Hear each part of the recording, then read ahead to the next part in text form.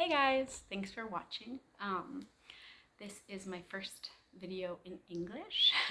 We have more and more families who are English speaking and interested in learning Spanish through the Bebés Bilingües group, and also people who just want to volunteer, English speakers who want to be part of the group, help out with the families that are learning English and also work on their Spanish skills. So thought it was time to start making some videos in English, like the ones I've been doing in Spanish, which just kind of walk us through the different songs, give a little bit of a translation of the vocabulary, and also hit on the grammar that's covered in each song.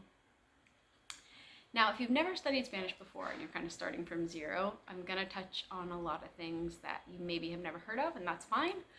It'll be a first contact, and at some point as you kind of progress in your Spanish learning, you'll hear it again. Maybe you'll remember it, maybe you won't, and that's okay too.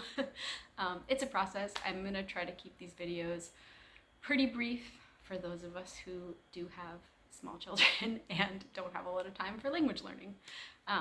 But hopefully this will just kind of give you a brief overview of what the song's about, what's covered in it, and then as you get that repetition over and over and over in the class, and hopefully you're practicing these at home as well, that'll kind of sink in and you'll remember what you should be learning from each of these songs. So this one, El Elefante, is the first song that we do in the session. It's probably the most well-known children's song in Latin America. It's a big statement, but I'm gonna make it.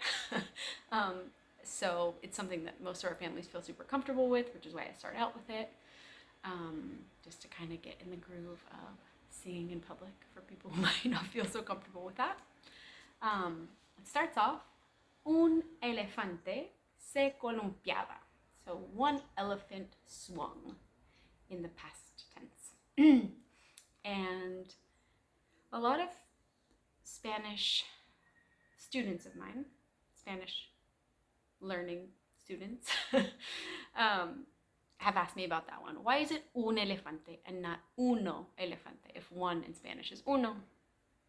So un and una, because Spanish is a gendered language, so whether it's that feminine or masculine will change between un and una, are the indefinite article in Spanish. So the equivalent in English would be a and an elephant. And in English, we can obviously say either one. We can say an elephant or one elephant, but in Spanish, you cannot say one, the number, and a noun afterwards. So as soon as you have the noun directly after, you have to use the indefinite article, and you have to remember to use the correct gender. So here we have masculine noun, un elefante. Se columpiaba, so he swung. Columpiarse is a reflexive verb, which we won't get into, but just remember that term from previous Spanish learning or possibly future Spanish learning. And columpiarse means to swing.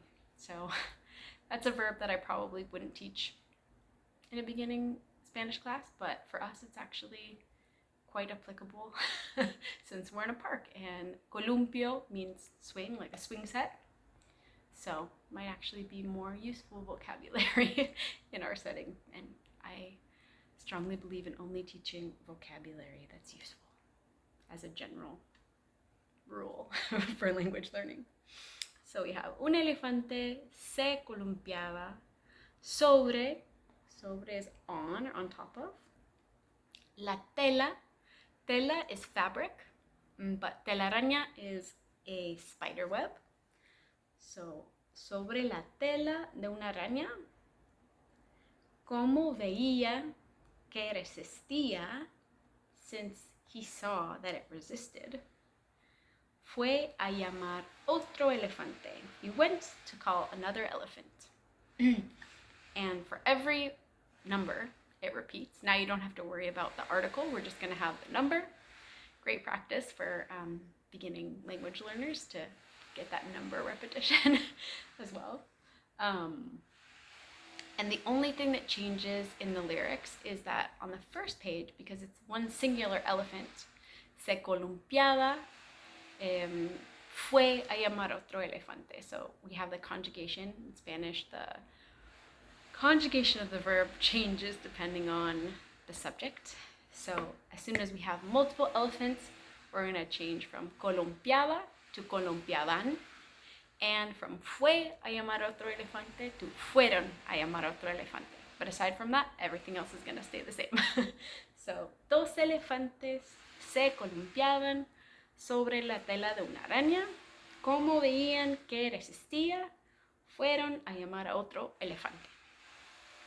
And we'll go through that with all the numbers. I won't review the number vocabulary for you there, but you can count up, and I'll share in the description, I'll share a link of the actual song being sung, so you can repeat that if you want to practice at home.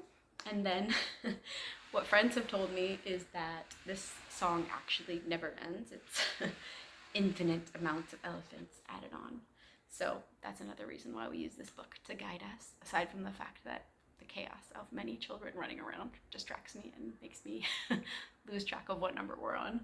But also, this book has a clean end at number 10 when all the elephants fall off the spider web. And that's it. That's un elefante.